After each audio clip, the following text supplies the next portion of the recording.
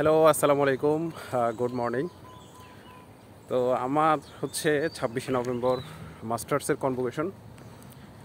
আমি যাচ্ছি এখন রোপ কালেক্ট করতে, যেটার শিডিউল হচ্ছে 12টা থেকে। তো দেখা হচ্ছে রোপ নিয়ে।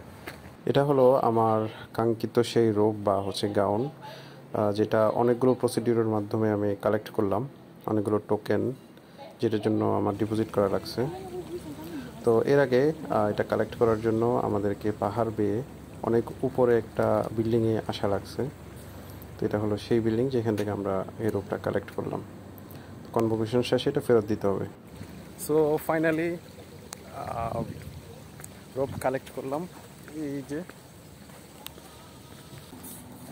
তো সবাই মোটামুটি খুবই আনন্দের সহিত কনভোকেশনের রোপ কালেক্ট করে বাসায় ফিরতেছে।